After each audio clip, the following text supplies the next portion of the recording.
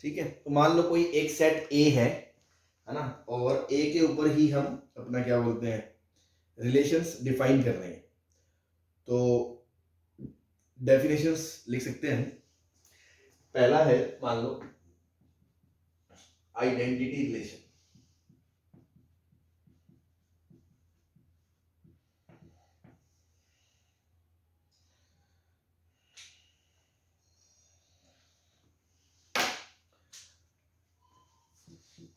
Relation R on set A is called identity if A comma A belongs to A for all A belongs to A and no other pair is present.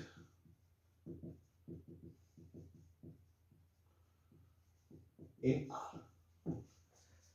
अब देखो mathematically आपको ये समझना पड़ेगा ये क्या कह रहा है कि जितने भी element small A capital A set के अंदर हैं उन सब के लिए ए कोमा ए ऑर्डर्ड पेयर तो रिलेशन के अंदर होना ही चाहिए, आर के अंदर होना ही चाहिए। मतलब अगर मान लो एक सेट ए है, एग्जांपल से समझे, एक सेट ए है 1, 2, 3, तो अगर मैंने एक रिलेशन डिफाइन करा, उस रिलेशन में ए के अंदर जितने भी एलिमेंट हैं उन सब के लिए ऐसे ऑर्डर्ड पेयर होने ही चाहिए आर में।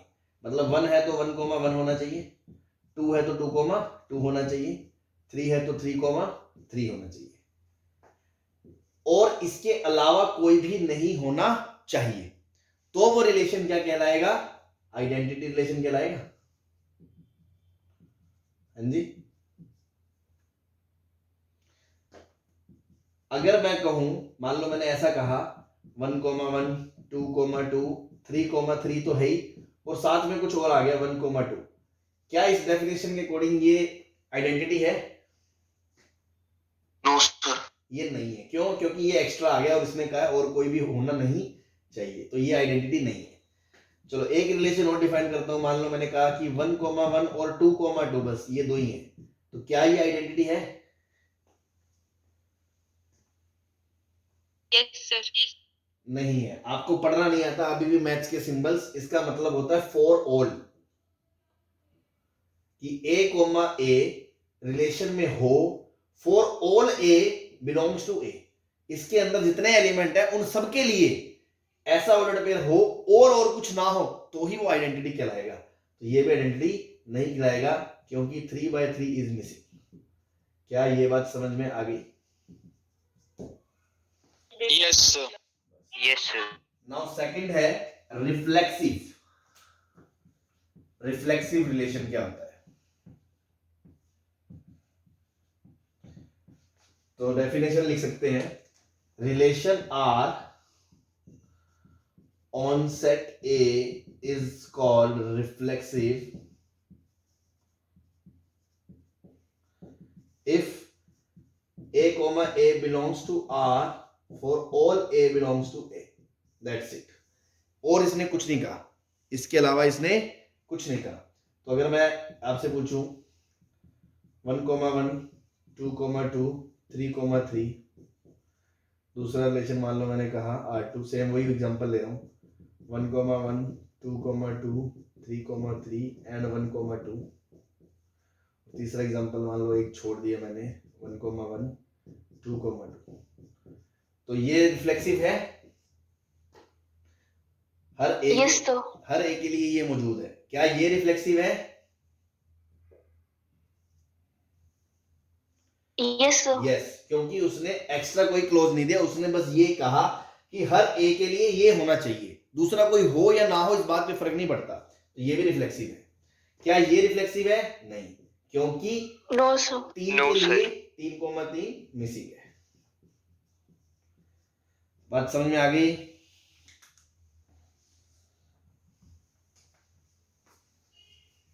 हाँ जी। Yes sir. थर्ड है symmetric.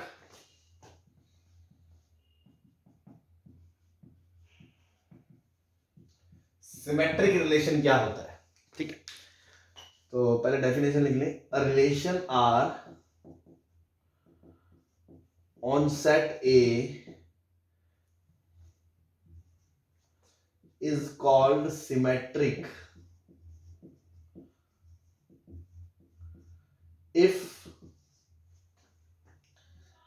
a comma b belongs to R, then 100% it implies that b comma a belongs to R. बस आप तो ये काम की बात ध्यान रखो। उसने क्या बोला, अगर रिलेशन के अंदर a कोमा b मौजूद है तो b कोमा a भी होगा, तो वो रिफ्लेक्सिव होगा, अदरवाइज वो रिफ्लेक्सिव नहीं होगा। मतलब वही एग्जांपल a है 1 2 3, मान लो मैंने एक रिलेशन लिया R और मैंने कहा 1 comma 1 2 comma 2 2 comma 3 and 3 comma 2। क्या ये रिलेशन रिफ्लेक्सिव है? भाई अगर 1 कोमा 1 है तो इसका उल्टा 1 कोमा 1 है, 2 कोमा 2 है तो इसका उल्टा 2 कोमा 2 खुद है, 2 कोमा 3 है तो इसका उल्टा 3 कोमा 2 है, और 3 कोमा 2 है तो इसका उल्टा 2 कोमा 3 है। क्या कोई भी पेयर इसके अंदर ऐसा है जिसका उल्टा मौजूद नहीं है, कि अगर a कोमा b है तो b कोमा a नहीं है, ऐसा है क्या? बोलो। No sir. तो ये सिमेट्रिक है, सिमेट्रिक है। कल को ऐसा होता 1 कोमा 1 2 कोमा 2 3 कोमा 3 और 1 कोमा 2 होता, क्या ये सिमेट्रिक है? नहीं है। No sir. क्योंकि 2 कोमा 1 नहीं है, क्योंकि 2 कोमा 1 इसके अंदर नहीं है। चलो अब last example 1 comma 1 2 comma 2 3 comma 3, ये सिमेट्रिक है? Yes sir. Yes sir. ये है ना? ये है, क्योंकि उसने कहा यदि ए बी है तो बी ए होगा, तो इसमें ऐसा कोई है ही नहीं जिसमें दोनों अलग है, तो दूसरा उल्टा भी नहीं है। जब है ही नहीं तो बात ही खत्म, बस तो सेम टू सेम है बात। तो ये सिमेट्रिक है। क्लियर है? Yes sir. Fourth one is transitive relation. क्या होता है?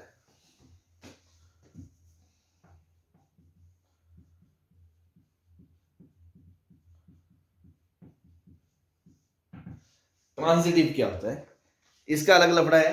इसमें है कि if a comma b and b comma c belongs to R है, कि यदि कोई दो ऐसे पेयर मौजूद है a comma b b comma c such that इनका सेकंड एलिमेंट और इसका फर्स्ट एलिमेंट सेम है, तो पक्की बात है a कोमा c भी होगा। It implies that a comma c भी होगा, अदरवाइज वो ट्रांजिटिव नहीं कहलाएगा। जैसे मान लो एग्जांपल लिया हमने 1 कोमा 1 2 कोमा 2, अब मैंने ले लिया 1 कोमा 2 तो उसका उल्टा हो गया 2 कोमा 1। ठीक है, 1 कोमा 2 ले लिया तो 2 कोमा 1 हो गया इसका उल्टा। इन दोनों को मिलाओगे तो 1 1 आएगा, तो 1 1 है। 1 2 2 2 इससे मिलाओगे तो 1 2 है, 1 2 है। 2 1 को मिलाओगे 2 2 है, 2 1 है, सारे हैं। या एक और ले लो, 2 3 ले लिया ना, सॉरी 1 2 ले लिया और 2 3 ले लिया, तो इन दोनों को मिलाएंगे तो 1 कोमा 3 होना चाहिए, तो 1 कोमा 3 ले लिया मैंने। भाई आप तो ये देखो, कोई ट्रांजिटिव देखना ना, तो कोई भी दो पेयर उठाओ जिनकी ये दोनों चीज मिलती हो, तो जो बचेगा वो मौजूद होना चाहिए, मिसिंग नहीं होना चाहिए। तो मान लो सबसे पहले मैंने इसको उठाया, इसका पहला दूसरा एलिमेंट 1 है, तो इसको उनसे मिलाओ जिसका पहला 1 है। इसको पहले 1 से मिलाया तो क्या बचा 1 2 1 2 है, ठीक है। फिर इसको इससे मिलाया, क्या बचा 1 3 1 3, ये खुद है, ठीक है। फिर इसको उल्टा भी देखो, अब इसका भाई इसको बाद में भी तो रखा जा सकता है। आप ये सोचो इसका पहला एलिमेंट क्या 1, अब ऐसा देखो जिसका दूसरा 1 है, तो दूसरा किसका 1 है ही नहीं, ये रहा। तो अगर इसको इसके आगे रखेंगे 1 कोमा 1 तो यहां मैचिंग नहीं हो रही है।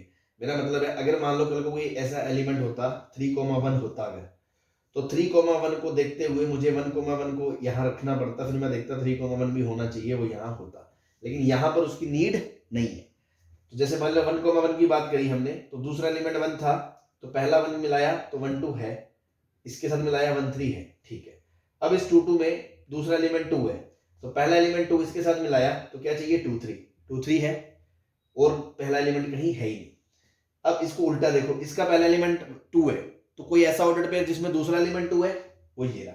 तो अगर 1 2 और इसको आगे रखोगे 2 2, तो 1 2 होना चाहिए, वो इसमें है, इसका भी काम हो गया। इस तरह हर एक को चेक करो। अब 1 2, दूसरा एलिमेंट 2 है, तो पहला इसका 2 है, इसका तो 1 2 ही होना चाहिए। इसका दूसरा पहला 1 है, इसको इसके आगे लगाओगे तो 1 2, वही बात कर दो। फिर 1 2 को इसके साथ लगाया 2 3, तो 1 और 3 हो गया, बात कर लो। और अब 2 3 की बात करो, तो यहां 3 है दूसरा एलिमेंट, पहला एलिमेंट किसी का 3 है नहीं है, और इसका दूसरा पहला एलिमेंट दूसरा है, तो कोई इसके पीछे देखो जिसमें दूसरा एलिमेंट 2 वहां है, तो 1 3 मौजूद है, इसका भी काम हो गया। अब दूसरा ऐसा कोई ऑर्डर्ड पेयर जिसका पहला एलिमेंट 3 हो, नहीं है। तो कुल मिला के इसमें ऐसा कोई भी पेयर मौजूद अब नहीं है जिन दो को ऐसे रखे और उसके करस्पॉन्डिंग तीसरा मौजूद ना हो, तो क्या ये ट्रांजिटिव कहलाएगा?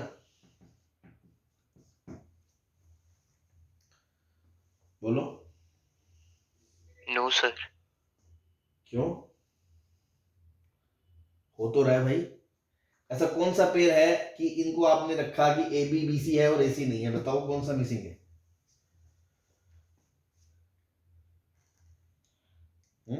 सर 2 3 नहीं आएगा? 2 पड़ा तो है।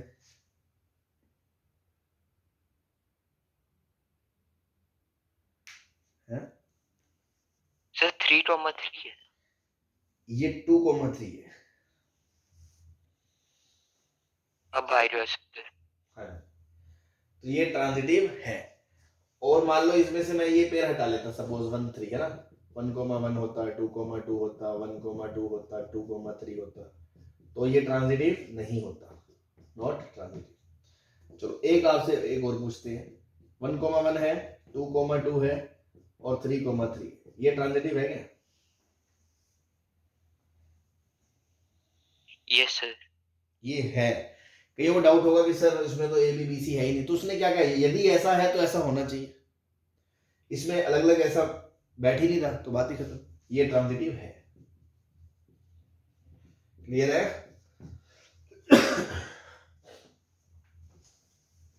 सर लास्ट वाला सर फिर से बता दो एक बार, समझ में नहीं आया लास्ट वाला।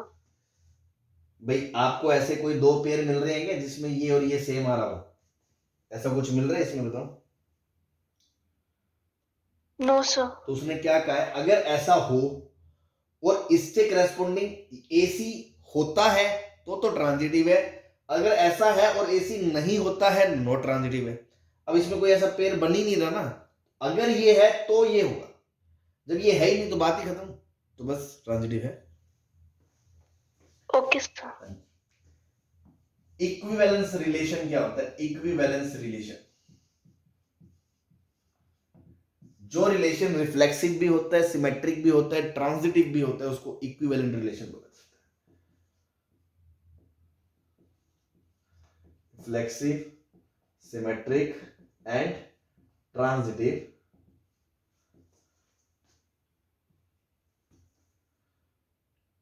relation is called equivalent relation.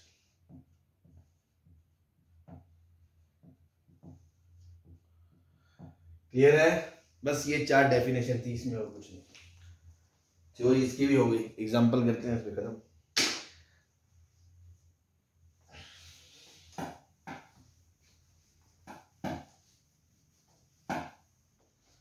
हाँ जी, डेफिनेशन समझ में आ गई? Yes sir. ठीक, एग्जांपल्स करते हैं, कहानी समझ में आ जाएगी। Relation is defined as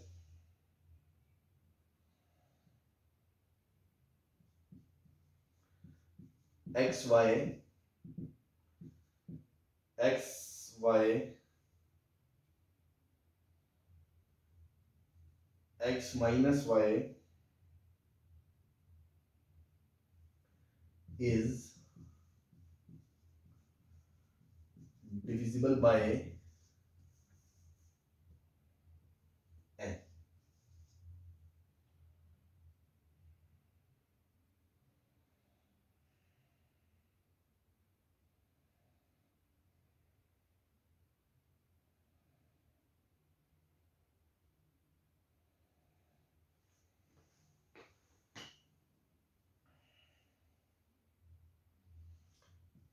defined on set of integers and n belongs to integer. ये क्वेश्चन है, एक रिलेशन दे दिया इसे, relation this is defined on set of integer. On set of integer मतलब कि z क्रॉस z का एक सबसेट होगा ये रिलेशन। मतलब इसमें जो भी एंट्रीज आएंगी x y दोनों क्या आएंगी, इंटीजर्स आएंगी। ये बात समझ में आती है? और जो n है n वो भी क्या है, इंटीजर है। तो देखो बोर्ड में 12th में बोर्ड दोगे आप तो कैसे करते हैं सिस्टमेटिक तरीके से, एक आध क्वेश्चन कर लेते हैं, फिर उसके बाद अपन ऑब्जेक्टिव अप्रोच से तो बस कर देख के बता ही नहीं करेंगे। सबसे पहले अपन चेक किया करेंगे रिफ्लेक्सिव है या नहीं है। तो रिफ्लेक्सिव के लिए क्या चेक करना होता है, आप उसकी डेफिनेशन लिखोगे कि R is reflexive if x, x belongs to R for each x belongs to Z। क्योंकि Z पे डिफाइन करें तो Z में हर x के लिए क्या x, x इसके अंदर है, तो चेक कर लो। क्योंकि अगर x, x इसमें है तो क्या होना चाहिए, x minus x is divisible by n। तो भाई x माइनस x तो क्या है, तो 0 इज डिविजिबल बाय n। 0 तो हर किसी नंबर से डिविजिबल होता है। क्लियर है? ऑब्वियसली n 0 नहीं होगा यार, जिससे डिवाइड कर रहे हो वो 0 थोड़ी है। तो ये 0 x, x इसके अंदर है, क्योंकि x, x से हमेशा 0 आएगा और 0 हमेशा डिविजिबल होता है इंटीजर से, तो it means it is reflexive. It means it is reflexive. क्या ये बात समझ में आ गई? Yes sir. फिर आप लिखोगे सिमेट्रिक कैसे चेक करते हैं। सिमेट्रिक के लिए आप बोलोगे कि if x, y belongs to r। अगर x, y belongs to r है, इसका मतलब क्या है कि x minus y divisible by n है, मतलब कि वो n का मल्टीपल है, k टाइम्स n।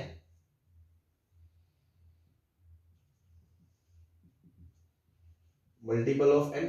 क्या ये बात समझ में आती है?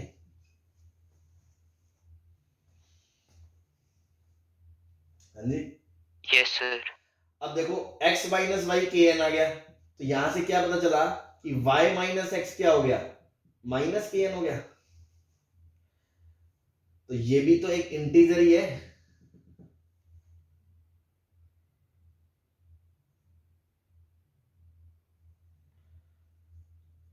भाई माइनस के भी तो एक इंटीजर ही है, तो यहां से आप क्या बोल सकते हो कि y minus x is divisible by n, और y minus x is divisible by n, it means y comma x belongs to r।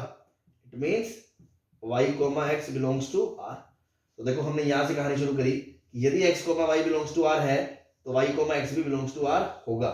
It means it is symmetric. क्या ये बात समझ में आ गई?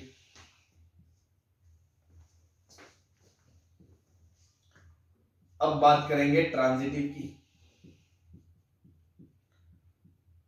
तो ट्रांजिटिव के लिए आप क्या बोलोगे कि x, y r के अंदर है अगर,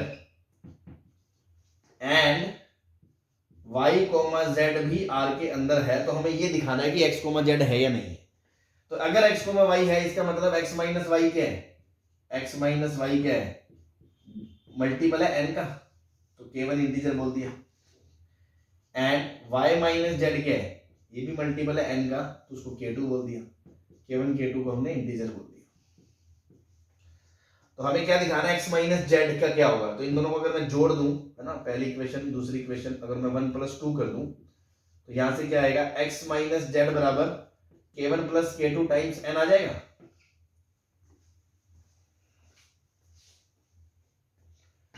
तो ये भी प्रूव हो गया कि x minus z is multiple of n, या x minus z is divisible by n। It means x, z belongs to r। तो अगर x, y है और y, z है तो x, z भी होगा। तो ये क्या है, ट्रांजिटिव भी है। तो because relation is reflexive, symmetric and transitive as well, and hence relation R is equivalence relation. ये पूरा मेथड रहेगा आपका सब्जेक्टिवली सॉल्व करने का। क्लियर? जो आप 12th में करोगे।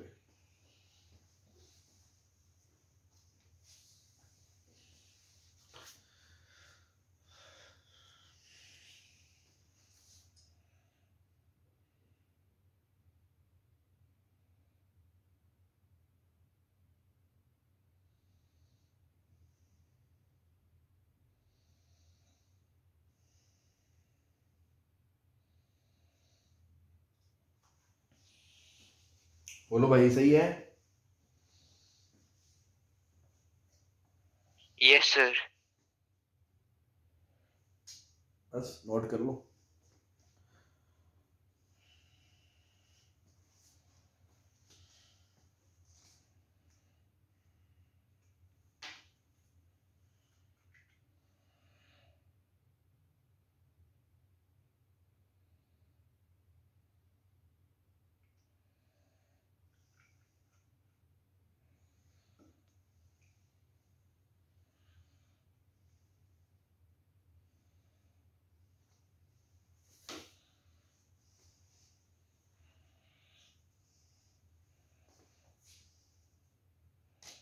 चले?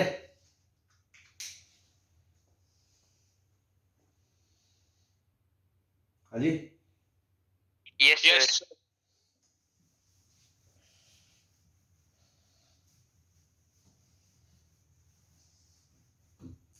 तो इस तरह से आपको देखो एग्जामिनर को करके दिखाना पड़ेगा पूरा।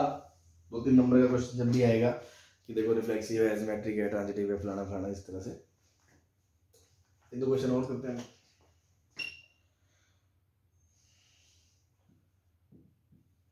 Relation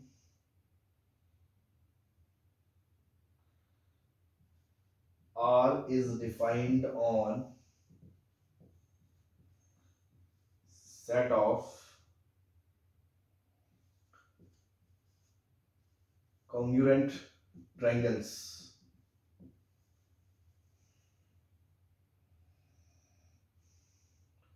Check it is equivalence or not. भाई एक सेट है, मान लो कॉन्ग्रुएंट ट्रायंगल्स का एक सेट है, उस पर एक रिलेशन डिफाइन करा है, ठीक। तो बताओ कि वो चेक करो और इक्विवेलेंट रिलेशन होगा या नहीं होगा।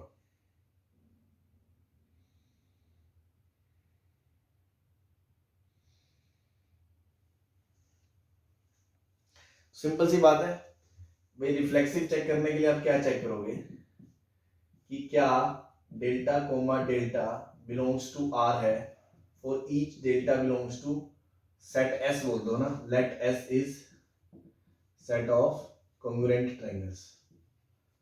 तो ऑब्वियसली बात है यार, एक ट्रायंगल खुद का तो जो एक ट्रायंगल है क्या वो खुद के कॉन्ग्रुएंट नहीं होगा? भाई कॉन्ग्रुएंट का मतलब क्या है? एक दूसरे के ऊपर पूरा का पूरा रखा जा सके, साइज शेप में एकदम सेम टू सेम होता है। तो अगर मेरी फोटो को लेके मेरी दूसरी फोटो को लेके ऊपर रख दोगे तो वो सेम ही होगी ना यार। तो एक ट्रायंगल खुद का तो कॉन्ग्रुएंट होगा ही होगा, मतलब delta will be congruent to delta, जब वो खुद ही है दोनों चीजें, तो ऑब्वियस सी बात अब रिफ्लेक्सिव होगा कि नहीं होगा?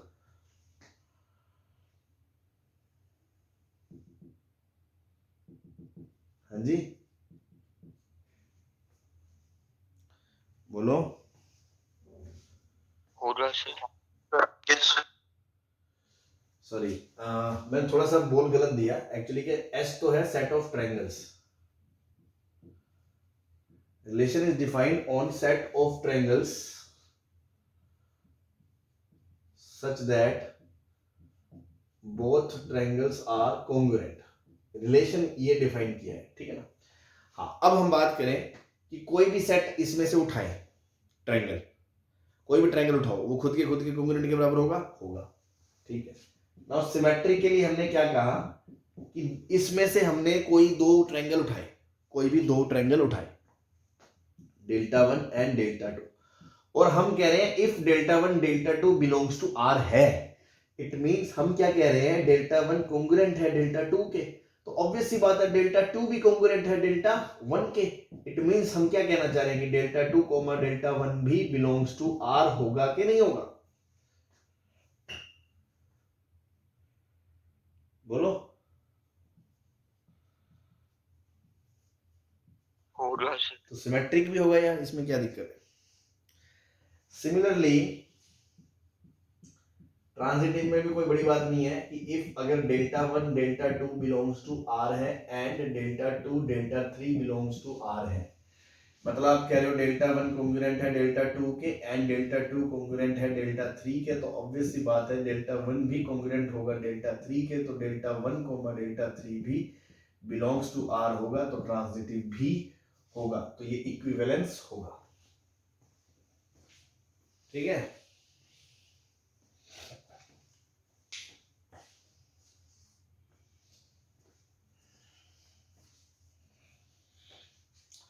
ऐसे ही मान लो परपेंडिकुलर लाइंस का होता, तो देखो पहले दो लाइनें लेते, दोनों सेम चेक करते, क्या कोई लाइन खुद के परपेंडिकुलर होती है? नहीं होती, तो वो सेट्स क्या होता है? रिफ्लेक्सिव नहीं होता रिलेशन।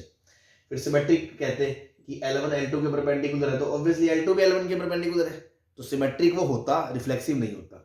ट्रांजिटिव क्या होता? 2D स्पेस की बात कर रहे हैं कि L1 L2 के परपेंडिकुलर है और L2 L3 के परपेंडिकुलर है, तो क्या L1 L3 परपेंडिकुलर होती? नहीं होती, वो पैरेलल होती, तो वो ट्रांजिटिव भी नहीं होता। इस तरह से ऑब्जेक्टिव में तो हम इजीली चेक कर सकते हैं, और सब्जेक्टिव में हमें इस तरह से थोड़ा सा लिख के दिखाना पड़ेगा। क्लियर है? हाँ जी, यस सर। ठीक।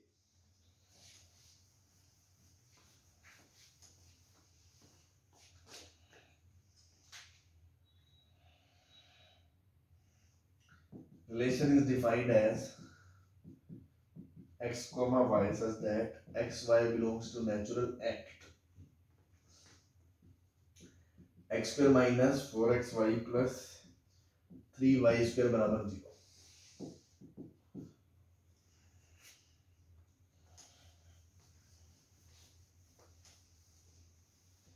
ठीक, तो भाई रिफ्लेक्सिव के लिए क्या है? पहले तो इसको सॉल्व करो, ये है क्या? ये है x square minus 3xy minus xy plus 3y square बराबर 0। फिर x कॉमन आ गया, x minus 3y minus x common आ गया, y कॉमन आ गया, x माइनस 3y बराबर 0।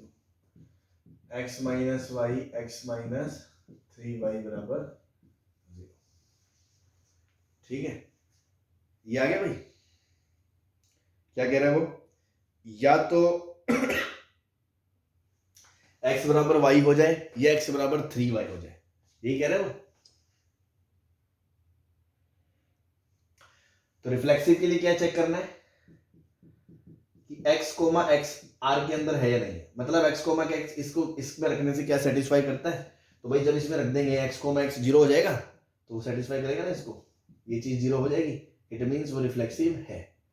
सिमेट्रिक के लिए क्या करोगे कि x कोमा y, अब x और y सेम नहीं है, अलग अलग है, x कोमा y इसके अंदर है, तो यहां से तो वो 0 नहीं होगा, इसका मतलब वो यहां से 0 होगा, इसका मतलब x किसके बराबर है? 3y के बराबर है। अब अगर y कोमा x को होना है, इफ y कोमा x को r में होना है, तो y को बराबर 3x होना पड़ेगा। तो ऐसा थोड़ी हो सकता है x बराबर 3y भी हो जाए और y बराबर 3x भी हो जाए, भाई x y का 3 गुना हो जाए और y x का 3 गुना हो जाए, ऐसा हो सकता है क्या? यहां से तो y x बाय 3 आएगा ना, ये दोनों चीजें तो साथ में नहीं हो सकती, तो not possible. It means y, अगर x कोमा y है तो y कोमा x उसके अंदर नहीं होगा, तो नॉट सिमेट्रिक आएगा, नॉट सिमेट्रिक आएगा। ट्रांजिटिव में क्या है कि अगर x कोमा y r में है, इट मींस x क्या है? 3 का मल्टीपल है 3y, और अगर y कोमा z है बिलोंग्स टू r, तो y बराबर 3z है। तो क्या x कोमा z है? तो ध्यान दो, x बराबर 9z आ गया कि नहीं आया?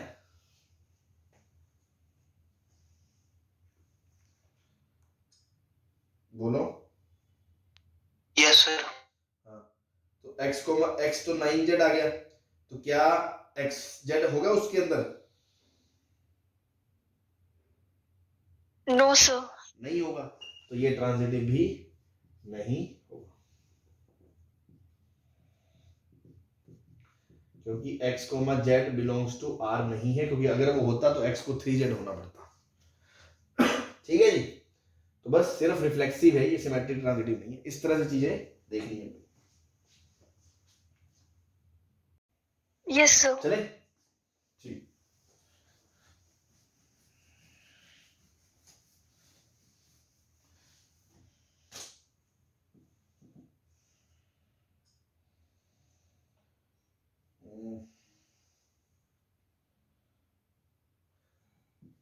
A relation R on set of real number is defined as A is related to B such that 1 plus AB is greater than 0. वही चीज चेक करो इक्विवेलेंस है या नहीं है। तो रिफ्लेक्सिव के लिए क्या चेक करना है कि A कोमा A अगर उसके अंदर है तो ये रिलेशन को सेटिस्फाई करना चाहिए 1 plus a square greater than 0 for all A belongs to R के लिए वो चीज तो ट्रू है या नहीं है। भाई कोई भी A रियल नंबर हो 1 प्लस ए स्क्वायर 0 से बड़ा होगा, 1 प्लस ए स्क्वायर 0 से बड़ा होगा मतलब A कोमा A इसको सेटिस्फाई करेगा, मतलब A is related to A and hence A comma A belongs to R for each A belongs to R। तो क्या ये रिफ्लेक्सिव हो गया? बोलो। Yes, Yes, sir. sir. Yes, sir. के लिए वो क्या कह रहा है, if A comma B belongs to R है it means 1 plus a b 0 से बड़ा है। अब अगर 1 प्लस ए बी 0 से बड़ा है तो यार 1 प्लस बी ए भी तो 0 से बड़ा होगा। नंबर को उल्टा इधर उधर कर दोगे, 2 गुना 3 करो या 3 गुना 2 करो, उससे क्या फर्क पड़ जाएगा। तो 1 प्लस बी ए भी 0 से बड़ा है इट मींस बी कोमा ए भी बिलोंग्स टू आर है। अगर ए कोमा बी आर है तो बी कोमा ए आर है, तो मतलब वो सिमेट्रिक भी है। Yes, sir. नाउ ट्रांजिटिव की बात कर लो। अब ट्रांजिटिव में क्या है, अगर ए बी से रिलेटेड है इफ तो 1 प्लस ए बी 0 से बड़ा है एंड अगर b रिलेटेड टू c है तो 1 plus b c related to 0 है और अगर a रिलेटेड टू c होना चाहिए तो 1 plus a c related to c होना चाहिए। अब आपको तो ये दिमाग लगाना, इसमें ही थोड़ा सा दिक्कत आती है कि ये दो चीजें जब सही है तो क्या जरूरी है कि ये चीज सही होगी या ऐसी कोई चीज नहीं होगी, हमेशा ये होगी या हमेशा नहीं होगी। तो या तो आप प्रूव करो कि हमेशा होगी या आप कोई भी एक काउंटर एग्जांपल सोच लो कि यार ये है और ये नहीं हो रहा, ऐसा हो सकता है क्या, इट मींस ये ट्रांजिटिव नहीं होगा। जैसे इसमें हम कैसे सोचें, मान लो b की वैल्यू है, a की वैल्यू है -2 और c की वैल्यू है 2 और b की वैल्यू है 0। तो देखो a की वैल्यू -2 है, b की वैल्यू 0 है, तो -2, 0 इसके अंदर आ रहा है क्योंकि 1 प्लस 0 0 से बड़ा होता है। ऐसे ही 1 प्लस 0 0 से बड़ा होता है तो 0, 2 भी इसके अंदर आ रहा है। अगर ये दोनों इसके अंदर है तो -2, 2 आना चाहिए, तो -2, 2 आएगा तो क्या 1 - 4 0 से बड़ा होता है क्या? नहीं होता। No, sir. तो बस एक भी एग्जांपल मिल गया तो मतलब जरूरी नहीं है कि ऐसा दोनों सत्य हैं तो ये भी हो, it means it is not transitive, not transitive.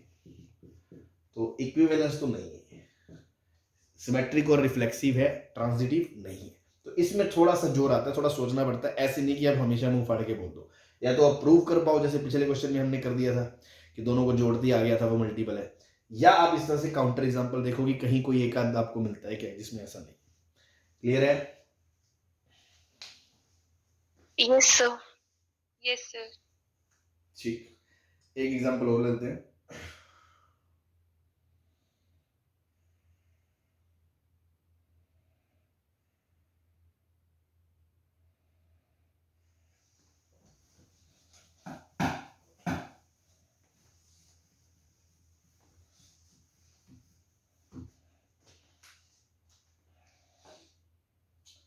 Let R be a relation on A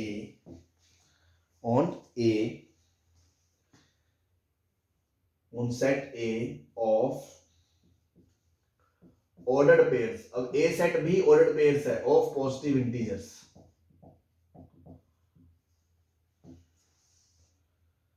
defined by x comma a comma b is related to c comma d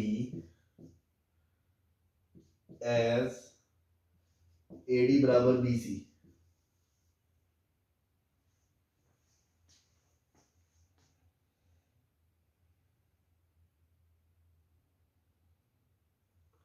show that it is equivalence relation।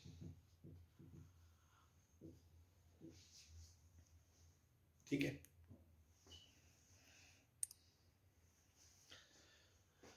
तो क्या हो रहा है, अब इसके अंदर क्या ए set है ना, जो ए सेट उसमें खुद ऑर्डर्ड पेयर है 1,2 1,3 2,1 इस तरह से ऐसे, और इधर भी एक सेट है ए, तो ए से ए पे रिलेशन डिफाइन करा है। तो देखो जैसे इधर में पहले सिंगल एलिमेंट ए और इधर 1 होता था तो हम बोलते थे ए इज रिलेटेड टू 1 या ए इज रिलेटेड टू बी। अब क्या बोलेंगे 1,2 इज रिलेटेड टू 3,4 ऐसे कुछ, तो A comma B is related to C comma D, मतलब उसका फर्स्ट एलिमेंट जो है वो खुद अपने आप में एक ऑर्डर्ड पेयर है और सेकंड एलिमेंट है वो खुद अपने आप में एक ऑर्डर्ड पेयर है। इस तरह से इसमें इसको रिलेट किया। अब चेक करो रिफ्लेक्सिव सिमेट्रिक ट्रांजिटिव है। तो रिफ्लेक्सिव के लिए, रिफ्लेक्सिव में क्या होता था a comma a belongs to r, मतलब फर्स्ट एलिमेंट और सेकंड एलिमेंट सेम होने चाहिए। अब यहाँ थोड़ा सा ध्यान देना है कि फर्स्ट एलिमेंट खुद एक ऑर्डर्ड पेयर है, सेकंड एलिमेंट खुद एक ऑर्डर्ड पेयर है, तो ये दोनों बराबर होना जरूरी नहीं है, फर्स्ट जो है वही सेकंड होना चाहिए। यही तो होता है रिफ्लेक्सिव में, फर्स्ट और सेकंड सेम होने चाहिए, मतलब रिलेशन जब जहां से जहां डिफाइन करते हैं तो सेम टू सेम एलिमेंट, तो a कोमा b से a कोमा b होना चाहिए। तो a comma b should be related to a comma b for all a comma b, for all a comma b belongs to set a। ये चीज true है, it means वो reflexive है। तो check कर लो कि इसमें क्या कह रहा है, पहले और लास्ट का मल्टीप्लिकेशन बीच के दो का मल्टीप्लिकेशन बराबर है, तो पहले और लास्ट का मल्टीप्लिकेशन ए बी और बीच के दो का बी है, तो ये तो सही है। ये सही है मतलब ये ऑर्डर्ड पेयर इससे रिलेटेड है, मतलब ए के अंदर जितने भी ऑर्डर्ड पेयर है वो सब खुद से रिलेटेड है, खुद से रिलेटेड है मतलब वो क्या है, रिफ्लेक्सिव है, and hence R is reflexive. ठीक है। सिमेट्रिक की बात करें, ठीक है, अब सिमेट्रिक की बात करें तो मान लो a कोमा b अगर रिलेटेड है c कोमा d से, तो क्या होगा, AD बराबर BC होगा इफ ये है तो देन वो चाहता है कि C कोमा D भी रिलेटेड हो A कोमा B से। जैसे A कोमा B और B कोमा A उल्टा होता था, इससे रिफ्लेक्सिव में क्या होता था, अगर A कोमा B है तो B कोमा A है, मतलब पहला कोमा दूसरा है तो दूसरा कोमा पहला होगा। अब इसमें पहला भी ऑर्डर्ड पेयर है दूसरा भी ऑर्डर्ड पेयर है, तो अगर पहला कोमा दूसरा है तो दूसरा कोमा पहला होना चाहिए, तो अगर पहला कोमा दूसरा है तो ये चीज ट्रू है। अगर दूसरा कोमा पहला होना चाहिए तो BC बराबर AD होना चाहिए। अब AD बराबर BC है तो BC बराबर AD है, अब BC बराबर AD है तो मतलब ये चीज ट्रू है, ये चीज ट्रू है, ये है और ये ट्रू है, इट मींस वो क्या है, रिफ्लेक्सिव, सॉरी सिमेट्रिक है। ठीक है जी। अब ट्रांजिटिव की बात करनी है। ट्रांजिटिव में क्या है कि A comma B R C comma D है, मतलब पहला कोमा दूसरा है एंड दूसरा CD is related to EF तीसरे से, तो ये है मतलब AD बराबर BC है, ये ट्रू है, एंड CF बराबर DE है, ये भी ट्रू है। ये दो चीजें तो आपको पता ही पता है। नाउ A कोमा B अगर B कोमा C है तो A और C होना चाहिए। Now if transitive then A comma B has to related with E comma F, then the relation should become AF बराबर B। बस अब कुल मिला के बात ये है कि ये चीज है और ये चीज है तो ये होना चाहिए, मतलब अगर ये दोनों ट्रू है तो ये होना चाहिए। तो अब चेक करो कि इन दोनों से क्या ये प्रूफ होता है या कोई काउंटर एग्जांपल मिलता है। अगर इन दोनों से ये प्रूफ होता है मतलब जब जब ये दोनों सत्य हैं तो ये भी ट्रू है, मतलब जब जब ये दोनों चीजें हैं ये भी ट्रू है, इट मींस वो ट्रांजिटिव प्रूफ हो जाएगा। तो अल्टीमेटली फोकस किस पे होना है कि अगर ये दोनों चीजें ट्रू है तो क्या ये ट्रू है। देखो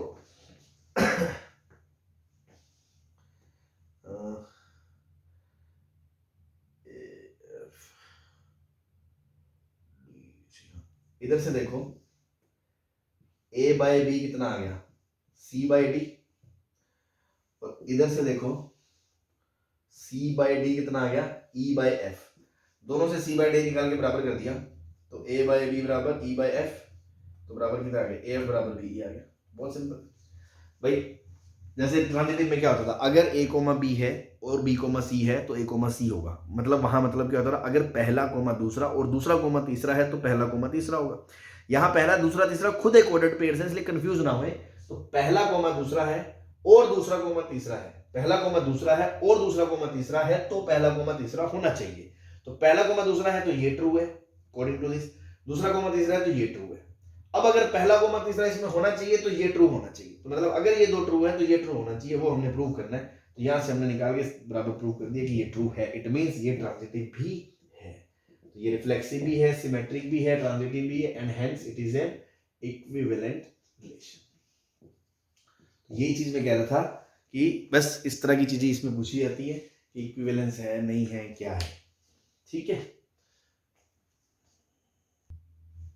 ठीक है, चलो बस एक लास्ट चीज छोटी सी जो ज्यादा इंपोर्टेंट नहीं है, एक एग्जांपल के थ्रू समझ लेते हैं हम।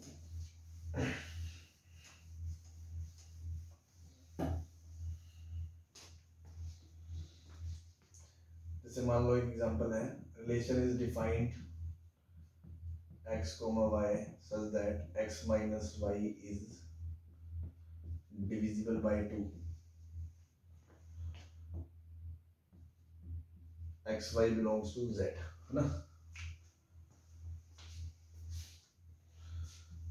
इसी में लिख दिया, इंटीजर्स के सेट पे अपने एक रिलेशन डिफाइन करा जिसमें क्या है, जो उनका डिफरेंस है वो डिविजिबल बाय 2 है। तो देखो रिफ्लेक्सिव के लिए बात करेंगे तो अब हालांकि सेम क्वेश्चन मैंने ऐसा करा है अभी, तो पर्पज इसका वो नहीं है, पर्पज इसमें कुछ और समझाना है, उस पर बात करेंगे। तो पहले तो आपको पता है x, इसमें आएगा क्योंकि भाई x माइनस एक्स क्या है, 0 और 0 से 0 को 2 डिविजिबल, मतलब 0 को 2 डिवाइड करता है, हाँ करता है, तो 0 डिवाइड्स 0 इज डिविजिबल बाय 2, ठीक है सही बात है, तो रिफ्लेक्सिव है। सिमेट्रिक की बात करें तो अगर x, y R में है, it means x minus y 2 से डिविजिबल है, मतलब वो 2 का मल्टीपल है, 2k है, तो ऑब्वियसली y माइनस एक्स भी 2k होगा, माइनस 2k होगा, तो y माइनस एक्स भी डिविजिबल बाय 2 हो जाएगा, तो वहां से क्या आ जाएगा, y, x भी बिलोंग्स टू R आ जाएगा, तो सिमेट्रिक हो जाएगा, है ना। सेम चीज हमने भी करी थी, ऐसी ट्रांजिटिव में भी हुआ था कि अगर x, y belongs to R है मतलब वो डिविजिबल है, मतलब x माइनस वाई बराबर 2k1 है। सिमिलरली अगर y, z belongs to R है मतलब वो भी डिविजिबल है 2 से, मतलब y माइनस जेड 2 का मल्टीपल है 2k2 है।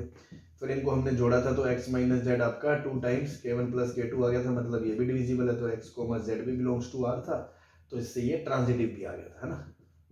ये चीज हम कर चुके हैं, तो ये इक्विवेलेंस रिलेशन है।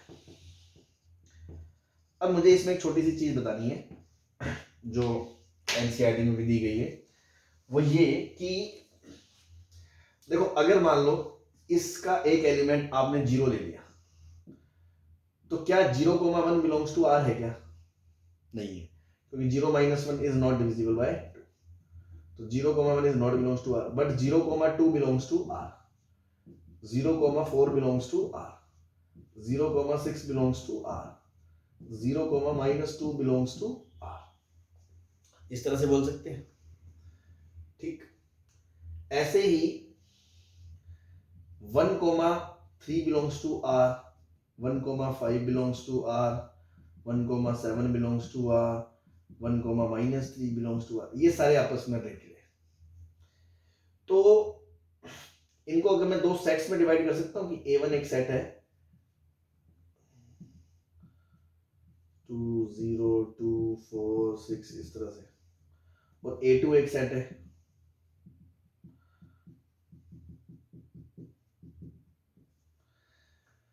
ध्यान दो, A1 इंटरसेक्शन A2 क्या है, 5 है, और A1 यूनियन A2 कितना है आपका पूरा, ये Z है, जिस पे मतलब आपने रिलेशन डिफाइन किया है।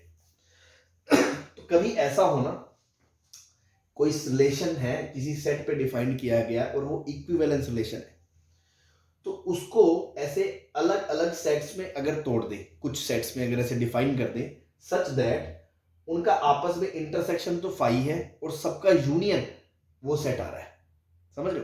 जैसे मान लो 3 सेट बनते A1 A2 A3, तो A1 A2 A3 तीनों का इंटरसेक्शन 5 होता, 1 का 2 से, 1 का 3 से, 2 का 3 से, इनमें आपस में कुछ कोई कॉमन नहीं है, बट उन तीनों का यूनियन जो है वो पूरा का पूरा ये सेट कंप्लीट कर रहा है।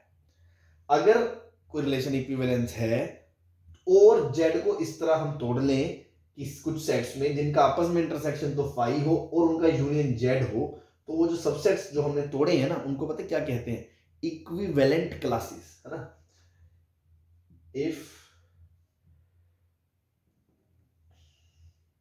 Z a set on which relation is defined in some subsets such that their individual intersection is phi and their combined union is z. मतलब इस क्वेश्चन में z है, वैसे कुछ भी हो सकता है. Then these subsets are